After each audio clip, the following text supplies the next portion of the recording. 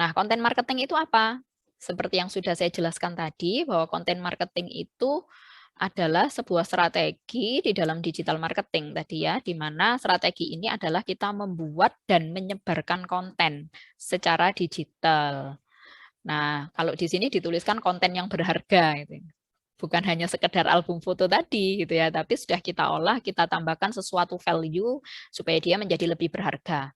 Relevan. Relevan ini seperti yang saya sampaikan tadi, kita tentukan temanya gitu. Kalau Mas Perwira tadi tentang programming ya berarti konten yang saya apa ini namanya? Yang saya sebarkan nanti ya tidak akan jauh-jauh dari itu gitu.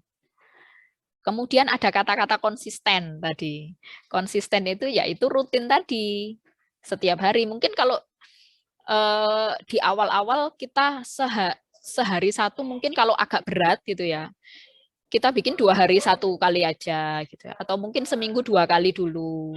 Nanti kalau kita sudah lebih terbiasa, kita tambahkan lagi sehari sekali gitu. Kalau sudah terbiasa lagi sehari 2 kali gitu ya, dan seterusnya. Jadi kalau di dalam membuat konten marketing ini memang tidak ada rumus mutlaknya harus berapa frekuensinya gitu ya. Frekuensinya harus ngirimnya berapa berapa banyak dalam sehari atau berapa hari sekali, tidak ada.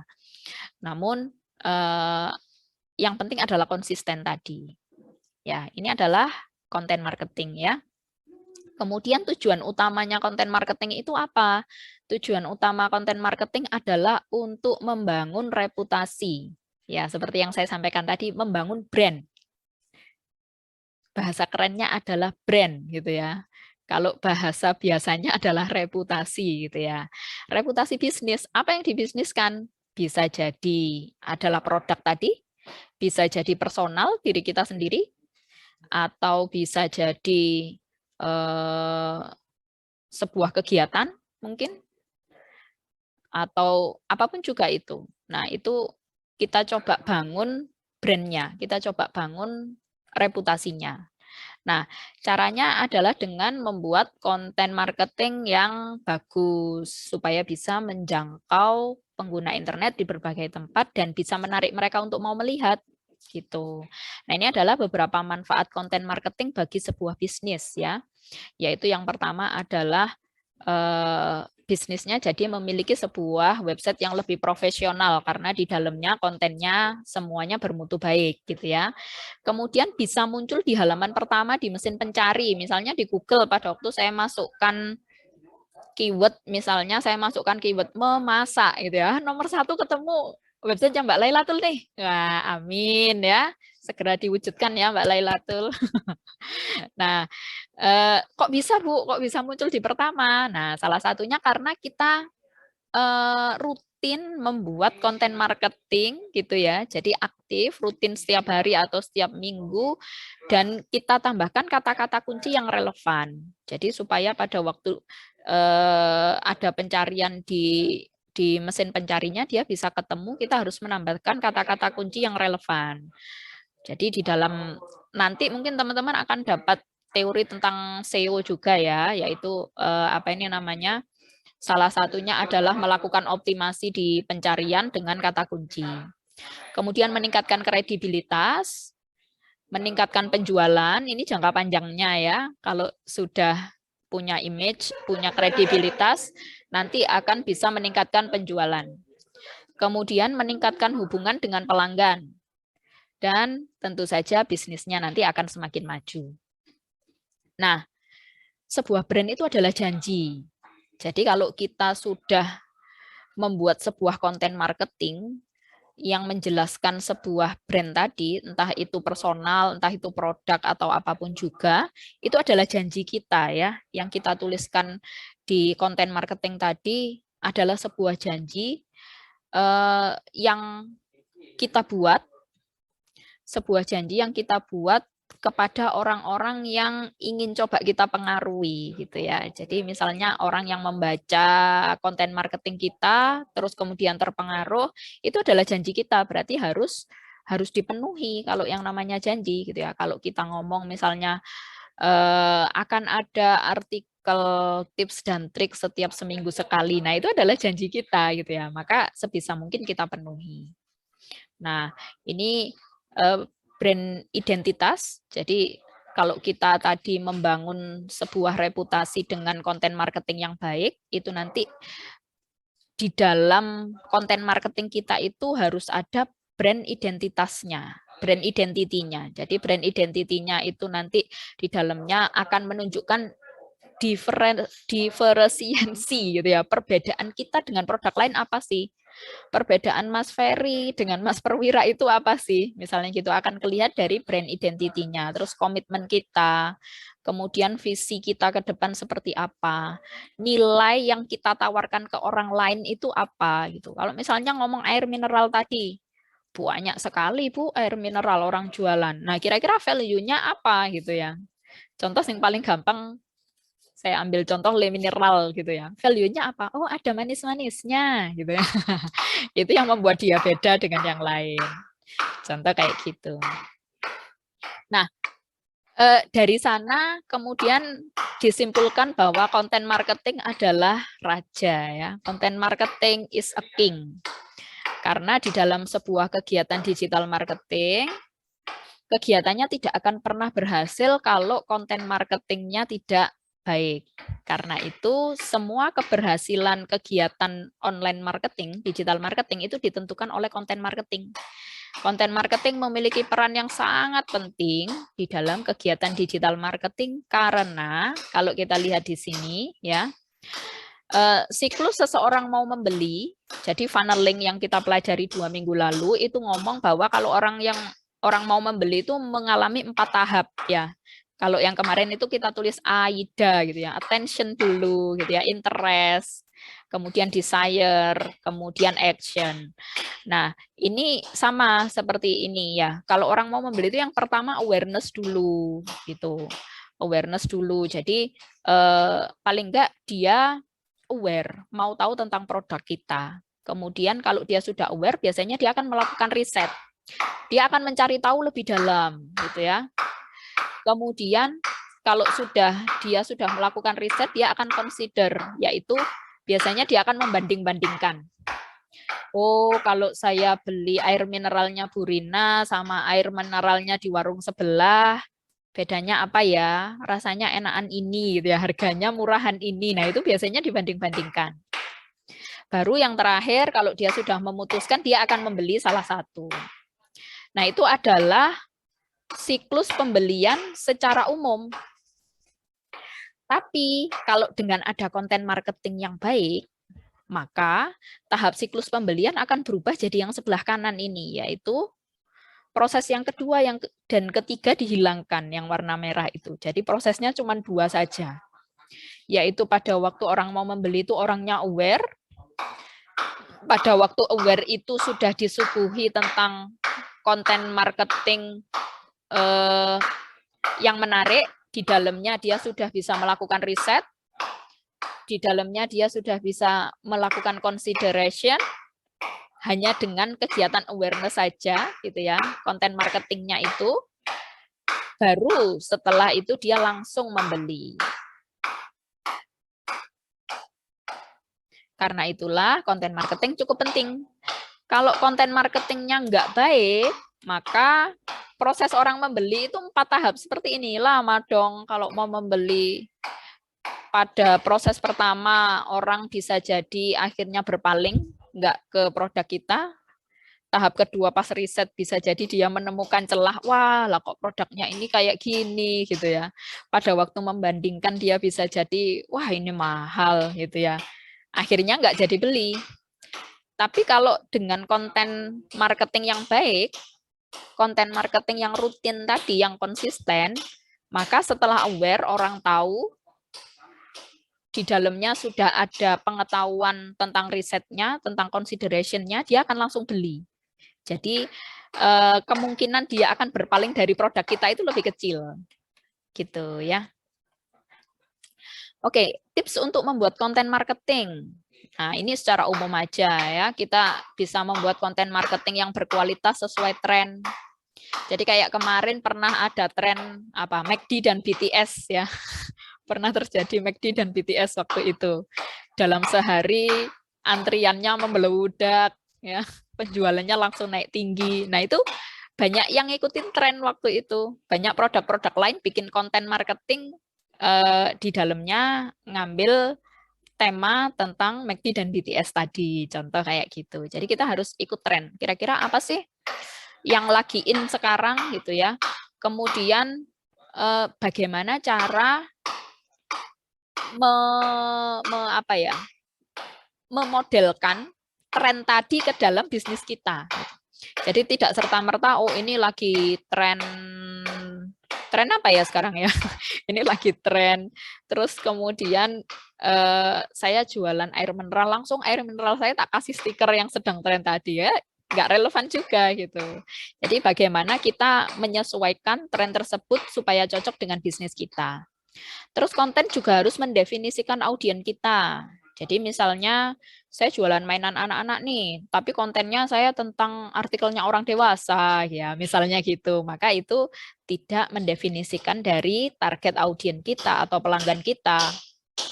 Kemudian kalau kita sudah melakukan digital marketing ini cukup lama sekali, gitu ya. Nah, kita juga perlu melihat-lihat kembali konten marketing kita yang zaman dulu itu kayak apa gitu. Kemudian kita lakukan repurpose. Jadi kita desain ulang konten marketingnya gitu ya. Kalau zaman dulu hanya cukup poster aja Bu, satu gambar. Sekarang tak ubah misalnya menjadi sebuah video pendek gitu. Misalnya itu adalah repurpose. Jadi informasinya tetap yang dulu, informasinya tetap sama persis dengan yang dulu, hanya saja kita tampilkan dengan cara yang berbeda. Itu adalah repurpose. Ya. Kemudian promosikan. Jadi kalau kita sudah bikin konten marketing ya harus kita promosikan. Jangan cuma diam-diam aja terus nggak ada orang yang tahu. Rugi dong kita bikin apa ini namanya? Kita bikin konten marketing yang bagus, tapi ternyata nggak ada orang yang lihat. Maka harus kita promosikan dan didistribusikan gitu. Salah satunya adalah teman-teman bisa distribusi lewat WA Group, mungkin lewat sosmed dan sebagainya, itu bisa dilihat orang. Kemudian tetapkan tujuan. Tetapkan tujuan ini seperti yang saya sampaikan tadi. Tujuan umum ya, kalau orang bisnis adalah meningkatkan penjualan. Tapi tujuan kita jangka pendek ini apa? Contoh tujuan kita jangka pendek, kalau tadi Mbak Lailatul misalnya ya, tujuannya adalah saya mau menunjukkan kepada orang bahwa saya itu pintar masak. Nah, contoh tujuannya kayak gitu. Nah, dari sana berarti saya bikin konten-konten sesuai dengan tujuan tadi. Nah, yang paling gampang adalah kita terapkan prinsip ATM ya. Sekarang sudah banyak sekali konten marketing milik orang lain. Jadi kita mengamati konten marketing orang lain, kita coba tiru dan dimodifikasi. Seperti itu. Dan yang terakhir ini yang paling penting adalah konsistensi yang tadi ya. Jadi konsisten, harus membuat konten marketing itu secara konsisten. Hati-hati menentukan tujuan market kita ya. Kita harus berhati-hati menentukan tujuan market kita karena konten yang diposting itu harus selaras dengan perilaku kita di dunia nyata. Tadi saya sampaikan bahwa brand adalah janji ya. Kalau sampai ternyata apa yang kita tuliskan di konten marketing itu tidak sesuai dengan perilaku atau kondisi kita yang sebenarnya, gitu ya. Misalnya saya ngomong bahwa air mineral saya ini 500 mili gitu ya. Padahal aslinya cuma 200 mili gitu ya. Berarti kan tidak sesuai dengan kondisi yang sebenarnya. Nah, kalau itu dilakukan, postingan dari konten marketing kita tidak sesuai dengan dunia nyata, tidak selaras dengan tujuan kita, maka itu akan menjadi sesuatu hal yang sangat fatal. Setiap konten oleh atau tentang kita, gitu ya, tentang perlu, itu harus mengikat ke dalam pesan yang lebih besar. Jadi bukan hanya sekedar pesannya adalah air mineral ini murah, tidak seperti itu. Tapi yang lebih besar itu maksudnya adalah seperti yang saya sampaikan tadi, supaya tertanam di pikirannya bahwa kalau air mineral ya harus itu. Gitu. Kalau orang ngomong zaman sekarang pasta gigi ya pasti Pepsodent gitu ya. Kalau orang ngomong air mineral ya pasti Aqua gitu ya. Padahal banyak sekali brand yang lain seperti itu. Oke, yang perlu diperhatikan juga adalah hubungan manusia. Jadi kalau bikin konten, kita juga harus memandang bahwa oh, saya sedang bicara dengan manusia gitu ya. Saya sedang berhubungan dengan manusia. Jadi pencitraan atau branding tadi, pencitraan atau branding tadi akan membuat kesan yang baik, tetapi akhirnya tetap saja kita adalah manusia yang sebenarnya juga berhadapan dengan manusia gitu. Jadi kita butuh adanya emosi tentang esensi kehidupan misalnya gitu. Jadi gini maksudnya. Pada waktu kita membuat konten, kita perlu memikirkan bahwa konten kita ini harus bisa menimbulkan emosi orang yang melihat. Supaya bisa menimbulkan emosi, yang paling gampang adalah kita hubungkan dengan esensi kehidupan gitu. Jadi yang realitas saja, sesuai kehidupan yang sebenarnya saja gitu. Nah, pada akhirnya kita semua adalah manusia yang menginginkan hubungan antar manusia.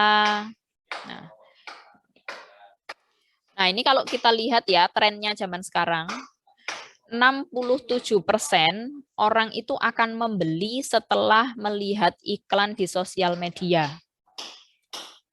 Ini tahun 2019 untuk risetnya ya. Jadi 67%. Kalau menurut teman-teman di tahun 2021 setelah 2 tahun ini, kira-kira angka itu akan naik apa akan turun ya? Ada yang bisa ngasih pendapat nggak? Tahun 2019 itu orang buka Facebook, buka Instagram, terus ada iklan. Setelah dia lihat iklannya, 67% itu akan beli. 67 orang dari 100 orang akan beli. Nah, menurut pandangan teman-teman, tahun 2021 ini akan meningkat apa akan menurun angka 67 ini? Ada yang bisa ngasih pendapat nggak? Akan meningkat, Bu. Alasannya apa? Karena kebanyakan bisnis-bisnis sudah banyak masuk ke sosial media, Bu. Bisnis Yes. sudah banyak masuk ke sosial media. Iya. Menurut Mas Perwira, apakah dengan melihat iklan itu masih cukup efektif untuk mengajak orang supaya membeli? Kalau saya pribadi sih ada keraguan juga. Nah, Ya.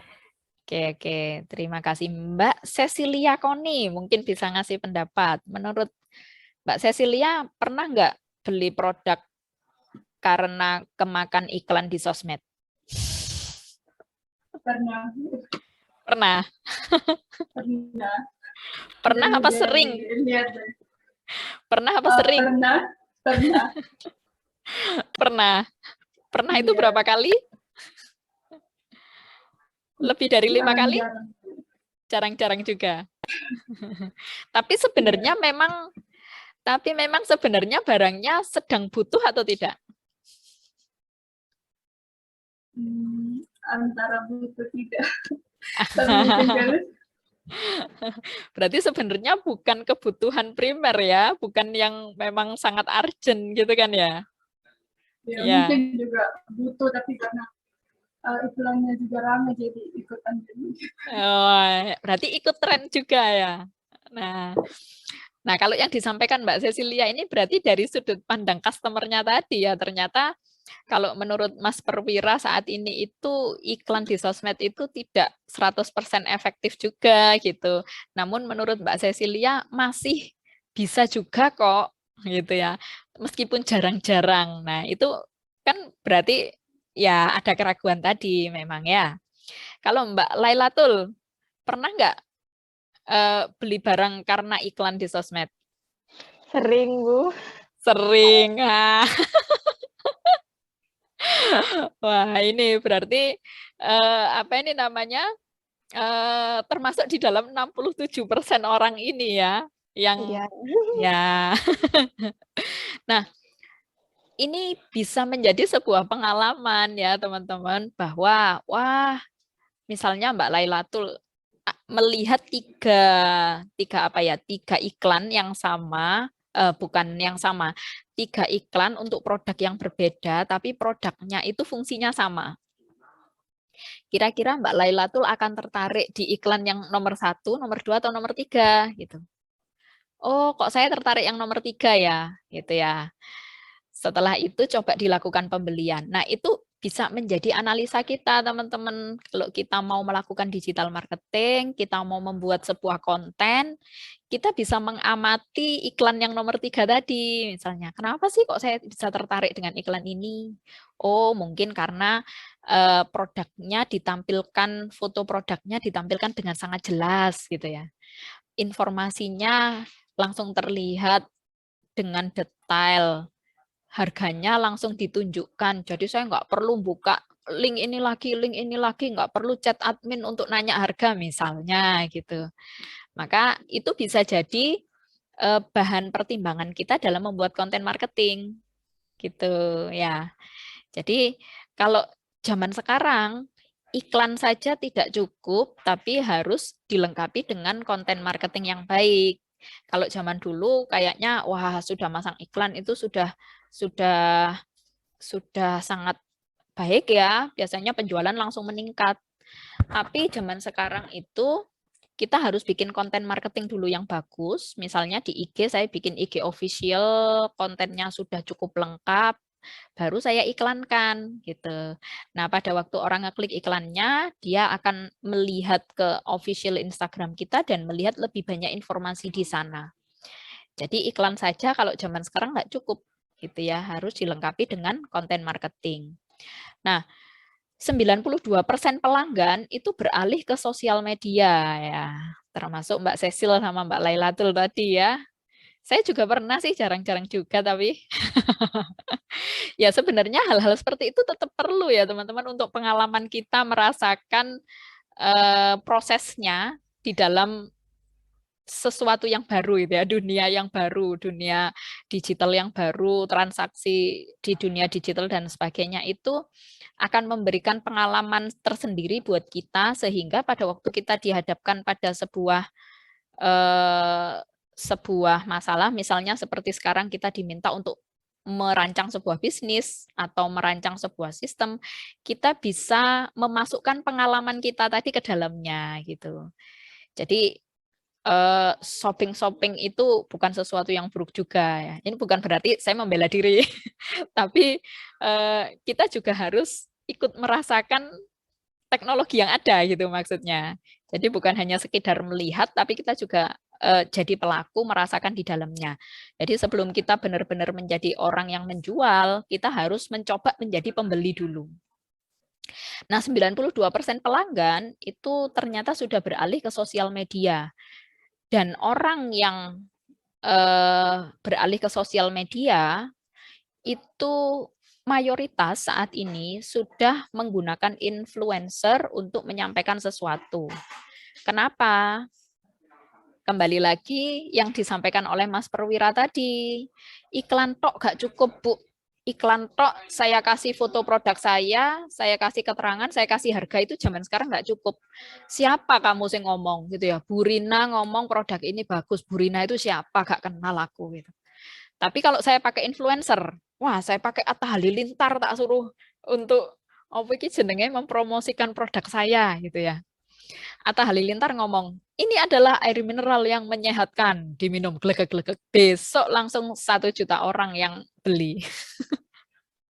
Gitu ya. Kenapa kok demikian? Kembali lagi teman-teman ke tadi ya, personal branding. Jadi Atta Halilintar juga sampai di situ, dia juga melalui perjalanan panjang untuk membranding dirinya sendiri.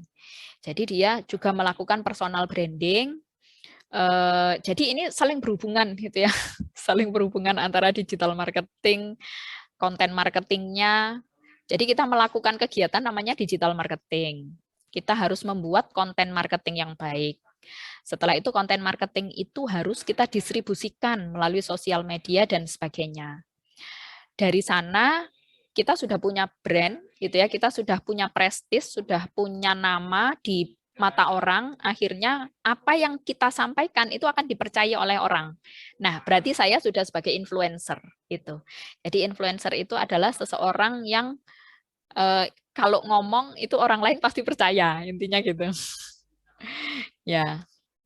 Nah, ini adalah fenomena zaman sekarang ya, perubahan yang terjadi zaman sekarang. Jadi teman-teman juga harus, meskipun ya, aduh Bu, saya ini sosial media, maksudnya saya nggak terlalu mau show up diri saya di sosial media. Tapi sekali lagi, teman-teman butuh untuk mencoba merasakan teknologinya seperti apa gitu. Minimal pernah mencoba merasakan. Meskipun nggak terlalu aktif juga di sana, paling nggak pernah gitu. Itu akan memberi gambaran tersendiri buat teman-teman nanti. Nah, ini beberapa bentuk konten marketing ya, tadi sudah kita bahas website atau blog. Kalau teman-teman susah nulis, bisa ngomong aja lewat podcast gitu ya. Kemudian kalau teman-teman mau lebih profesional, bikinlah video, taruh di YouTube misalnya. Kemudian kalau teman-teman yang nulisnya sudah sangat konsisten dan terstruktur, bisa bikin buku, e-book gitu ya. Kalau nulisnya masih belajar aja, bikin artikel biasa. Kemudian kalau teman-teman sudah pandai untuk membaca data dan menampilkannya dalam bentuk grafik yang baik, teman-teman juga bisa membuat infografik. Konten kreator. Nah, ini adalah orang yang membuat konten digital tadi ya. Yang membuat konten digital dinamakan sebagai konten kreator, yaitu orang yang bekerja menciptakan konten atau media yang ini kan secara online ya. Nah, seorang konten kreator harus memiliki sikap yang agile dan kreatif. Agile itu apa? Agile itu berarti tangkas, yaitu mudah untuk menyesuaikan diri, mudah untuk berubah. Misalnya, kemarin saya sudah, ini Bu, misalnya saya sudah mendesain poster untuk mempromosikan produk saya gitu ya. Rencananya mau saya print dan saya sebarkan gitu ya. Tiba-tiba besoknya kita nggak tahu ada pandemi gitu ya. Wah, ternyata saya nggak bisa dong Bu menyebarkan poster saya pergi ke sekolah-sekolah, misalnya ke desa-desa saya sebarkan, nggak bisa. Nah, kita harus agile. Kita harus tangkas, langsung bisa berubah menyesuaikan diri dengan kondisi yang ternyata tiba-tiba ada pandemi. Saya harus ngapain nih gitu. Nah, itu mudah menyesuaikan diri, itu adalah agile. Nah, agile ini juga perlu dibekali dengan kreatif.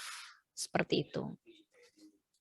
Oke, skill yang dibutuhkan kalau teman-teman mau jadi konten kreator, teman-teman harus bisa berkomunikasi ya. Secara lisan, tadi contoh menulis artikel. Nah, komunikasi itu nggak selalu harus ngomong sama orang ya, teman-teman. Ngomong di depan kamera ini juga komunikasi. Nulis sebuah artikel juga komunikasi gitu ya. Terus menulis, bercerita, dan peka tadi ya, peka terhadap perubahan, terhadap tren, bisa agile tadi ya. Supaya bisa agile harus peka. Nah, langkah membangun karir kalau teman-teman tertarik untuk menjadi konten kreator adalah yang pertama kita harus menentukan audiennya siapa dulu yang mau kita sasar. Itu ya, saya mau menjual apa sih? Oh, saya mau menjual brand diri saya sendiri gitu ya, image diri saya sendiri. Kemudian audiennya yang saya sasar adalah anak muda misalnya gitu. Kemudian kita melihat konten-konten orang lain, membaca teori, melihat tutorial-tutorial untuk membuat konten yang berkualitas seperti apa gitu ya.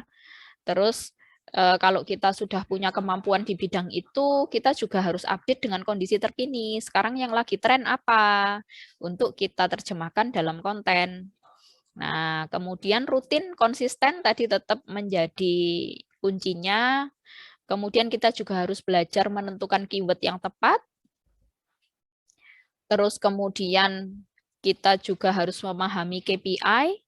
Jadi KPI ini adalah matriks yang digunakan untuk mengukur apakah yang saya lakukan ini sudah baik atau belum. Kayak gitu. Jadi misalnya ukurannya, saya mau membangun branding saya melalui sosmed Instagram misalnya. KPI-nya apa? KPI-nya adalah setiap minggu saya mau ada tambahan follower minimal 100 gitu. Nah, kalau misalnya seminggu tidak sampai 100 berarti KPI saya tidak terpenuhi. Contohnya seperti itu. Terus jangan lupa juga untuk berkolaborasi. Jadi teman-teman tidak bekerja sendiri. Kemudian untuk menambah pengetahuan juga ikutlah komunitas dan kelas online yang banyak sekali zaman sekarang gitu ya. Dan yang terakhir selalu minta feedback. Jadi kalau bisa, kalau kita bikin konten apapun, konten digital selalu minta feedback dari orang sekitar kita atau dari pelanggan kita yang sudah loyal, seperti itu. Nah, ini adalah teori tentang pembelajaran bahwa ternyata belajar formal, teman-teman sekolah, teman-teman kuliah seperti ini, itu hanya 10% bisa mempengaruhi teman-teman berubah gitu. Jadi teman-teman kuliah sampai S1, S2, S3 pun itu hanya 10% berperan terhadap kehidupan teman-teman. Nah, 20%-nya adalah belajar secara informal, yaitu belajar di masyarakat, ya di kehidupan. Dan 70%-nya ternyata adalah dari experience, yaitu pengalaman. Karena itu kalau teman-teman ingin bisa menjadi entrepreneur, ya memang harus melakukan sendiri gitu, harus melakukan sendiri, punya pengalaman melakukan itu. Kalau teman-teman mau jadi konten kreator, ya harus mencoba melakukan gitu. Zaman sekarang kalau mau menjadi hal-hal seperti itu kan sebenarnya tidak butuh biaya yang terlalu ya kalau biaya uang ya, maksud saya biaya uang yang terlalu besar juga gitu. Modal zaman sekarang itu sudah bertebaran di mana-mana. Teman-teman mau jadi konten kreator tadi, modalnya adalah kuota ya. Modalnya kuota saja, coba cari sebanyak-banyaknya konten digital milik orang lain, diamati, gitu ya, kemudian ditiru, dimodifikasi. Teman-teman melakukan itu setiap hari secara rutin, nah itu sudah menerapkan dan mencoba menjadi konten kreator gitu. Nah, jadi dari sini terlihat bahwa teman-teman jangan mengharapkan setelah lulus dari sarjana, saya 4 tahun kuliah, pokoknya setiap pertemuan saya datang, nilai saya A semua, gitu ya. Terus saya lulus, jangan harap lulus teman-teman langsung bisa jadi sesuatu gitu. Lulus langsung bisa jadi seseorang yang ya sesuatu yang bermakna tadi gitu. Karena kenyataannya hanya 10% saja itu bisa merubah teman-teman. Nah, kalau teman-teman benar-benar mau menjadi sesuatu tadi, maka selain teman-teman datang di kuliah gitu ya, tapi juga coba untuk dipraktekkan. Meskipun tidak selalu harus dipaksa, ini tugas, nggak dikerjakan nggak lulus gitu. Meskipun nggak selalu dipaksa kayak gitu ya. Teman-teman harus punya kemauan untuk mencoba. Oh, di kelas tadi Bu Rina bilang bahwa harus rutin nih. Aku coba deh, nggak berani aku kalau 100 hari, 10 hari aja dulu gitu ya. Biasanya kalau kita sudah melakukan 10 hari, kok rasanya rindu ya, sudah 10 hari, terus saya kalau nggak posting sekarang kok rasanya nggak enak gitu ya. Tak tambahin 10 hari gitu ya misalnya. Nah, pelan-pelan aja. Nanti lama-lama akan memberikan pengalaman, memberikan experience kepada teman-teman, dan akan bisa membentuk teman-teman menjadi sesuatu tadi gitu ya. Nah, ini adalah beberapa hal yang bisa teman-teman lakukan pada waktu teman-teman membuat konten marketing. Jadi supaya konten marketingnya menarik, nggak melulu cuman foto gitu aja, tapi kita bisa menambahkan stories, bisa menambahkan cerita, bisa menambahkan quote. Ini yang saya sampaikan tadi ya, cari quote-quote-nya, kata-kata bijak dari orang-orang bijak gitu ya. Kemudian bisa menambahkan songs, bisa ditambahkan background lagu yang menarik gitu ya. Kemudian bisa ditambahkan discussion. Contoh kalau misalnya di Instagram itu kita bikin story, itu kan kita sudah bisa ada interaksi ya. Misalnya kita bikin pertanyaan nih di story-nya, tuliskan pertanyaan tentang apa gitu. Nah, biasanya nanti audien kita akan menuliskan pertanyaan, kita bisa menanggapi. Nah, itu contoh salah satu discussion juga. Terus kita bisa nambahkan games. Mungkin sekali-kali konten kita ditambahkan tebak-tebakan gitu ya. Tebak-tebakan clue-nya ini, misalnya tebak-tebakan gambar atau apa. Nah, itu bisa juga. Interesting data. Nah, interesting data ini misalnya saya dapat nih data pasien COVID. Tabel angka-angka satu lembar yang sangat memusingkan gitu ya. Maka bagaimana caranya kita merubah dia bentuknya menjadi bentuk infografis yang baik untuk kita jadikan konten digital, kemudian mudah untuk dipahami gitu. Kemudian statistik juga bisa, seperti tadi saya contohkan tadi ada statistik 67% orang akan beli setelah lihat iklan di sosmed. Nah, itu adalah statistik ya. Jadi teman-teman bisa memberikan beberapa hal ini di dalam membuat konten sebuah konten digital, konten marketing. Ini hanya beberapa contoh saja ya, masih ada banyak hal yang lainnya.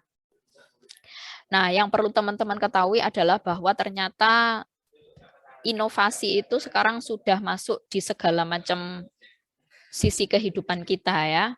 Termasuk contoh di gambar ini adalah seorang pengemis misalnya di luar negeri, kemudian karena dia tidak cacat, tidak memiliki kaki, nah ada inovasi nih, dia bikin papan seluncur kayak gitu. Nah, teman-teman harus merubah mindset bahwa inovasi itu tidak harus selalu yang berhubungan dengan teknologi, tidak harus selalu yang berhubungan dengan komputer gitu ya, tidak harus berhubungan dengan smartphone, tidak harus berhubungan dengan internet baru dikatakan inovasi, enggak. Inovasi itu bahkan hal sekecil apapun, contoh misalnya adalah mindset atau cara berpikir kita bahwa selama ini kita berpikir bahwa ngapain saya kalau Zoom itu on kamera, ibunya jadi tahu dong kalau saya sambil tiduran misal. Nah, tapi bagaimana cara saya berinovasi nih supaya gitu ya, cara berpikir kita itu bisa berubah, misal. Itu juga salah satu inovasi. Oh ya, saya akan on cam, gitu ya. Saya akan on cam. Tapi ada kalanya saya pas ke belakang, saya mau ngambil camilan nih, saya mau ngambil minuman, misalnya gitu. Ya, bisa jadi pada waktu seperti itu, wah tak bikin aja video wajah saya, gitu. Video wajah saya ketip-ketip gini, gitu misalnya. Terus tak pakai sebagai virtual background. Nah, itu juga inovasi loh. Banyak mahasiswa yang kreatif seperti itu kan? Ya. Atau tak kasih foto saya gitu. Tapi kalau foto kan kelihatan kok diem terus. Wah, ini berarti bukan on cam ini gitu. Tapi kalau saya kasih video gitu ya, video saya tak rekam gitu ya. Saya ketip-ketip sama obah-obah gitu ya, gerak-gerak gitu ya. Terus tak jadikan virtual background. Wah, itu inovasi terbaru itu dari mahasiswa untuk menipu dosennya kan gitu ya. Gitu teman-teman ya. Jadi inovasi itu bahkan sesuatu hal kecil yang coba kita ubah untuk menjadi lebih baik itu sudah termasuk inovasi. Termasuk di dalam teman-teman membuat sebuah konten marketing. Jadi konten marketing itu tidak selalu teman-teman harus buatnya dari Corel, Photoshop misalnya, atau Adobe Illustrator, atau aplikasi-aplikasi yang secara konsep aplikasi desktop yang cukup besar yang membutuhkan pengetahuan secara fundamental. Misalnya teman-teman mau bikin poster ya, teman-teman harus ngerti tentang desain grafis, teman-teman harus paham. Tidak selalu seperti itu gitu. Jadi inovasi zaman sekarang itu banyak sekali tools instan yang bisa teman-teman gunakan untuk membuat konten digital marketing. Nah, contoh di sini ada aplikasi pendukung, ada downloader, ada aplikasi untuk editor gitu ya. Editornya nggak harus selalu kayak contoh kemarin bikin website nggak harus selalu bikin Notepad nih, pakainya pakai Notepad misalnya atau pakai Dreamweaver, tidak harus selalu seperti itu, tapi sudah ada WordPress gitu ya. Sudah ada WordPress, saya tinggal sign up misalnya atau ada blog juga, saya tinggal sign up kemudian saya tinggal isi kontennya gitu ya. Sign up, sign in, saya tinggal isi konten gitu aja. Nah, itu contoh editor. Terus agenda seperti yang saya sampaikan tadi. Misalnya Senin saya harus posting apa, Selasa posting apa. Nah, itu mungkin kita akan sering lupa. Karena itu kita butuh aplikasi pendukung untuk agenda juga. Aplikasi tata bahasa juga penting ya, teman-teman, karena zaman sekarang konten marketing itu, konten digital itu sudah bertebaran di mana-mana, sangat mungkin terjadi plagiasi, pencurian karya gitu ya, karya digital, dan kemudian kita tidak tahu bisa jadi karya itu ternyata sudah dihakikan, sudah dihak patenkan, dan bisa jadi kita diusut, dituntut gitu ya kalau kita ternyata melakukan plagiasi terhadap artikelnya orang lain. Dan yang terakhir, juga ada aplikasi pendukung untuk melakukan analisa data dan mengoptimasinya. Oke, ini adalah beberapa contoh aplikasi untuk downloader. Jadi kita memang dituntut untuk membuat sebuah konten marketing itu yang orisinil ya, yang beda sama yang lain. Ya ini memang punya saya sendiri gitu. Tapi kita juga perlu melihat karyanya orang lain supaya kita bisa mendapatkan inspirasi gitu. Nah, untuk mendapatkan inspirasi tadi ada langkah tadi yang namanya ATM tadi ya, amati, tiru, dan modifikasi. Sebelum kita bisa mengamati, maka karya-karya tadi kan harus kita download dulu. Nah, misalnya kita bisa mendownload pakai Ahasif. Kita bisa download story-nya orang misalnya. Karena story ini 24 jam hilang, Bu. Jadi besok mau saya lihat lagi supaya saya terinspirasi, wes nggak ada. Nah, supaya sebelum hilang, maka kita save dulu. Misalnya bisa pakai Fitmate, bisa pakai Umi, video downloader, bisa pakai AllSaver, dan masih banyak lagi yang lain. Gitu ya. Jadi ini adalah contoh tools untuk downloader. Kemudian contoh tools untuk agenda. Jadi kalau kita ingin mencoba menjadi seorang konten kreator di tengah-tengah kesibukan teman-teman kuliah, belum lagi di rumah misalnya membantu orang tua, belum lagi sama teman-teman ikut komunitas motor misalnya, belum lagi sama teman-teman, wah pokoknya Bu aku sibuk pokoknya gitu ya. Nah, kalau mau jadi konten kreator itu saya ini Bu, kemarin nyoba itu saya mesti lupa.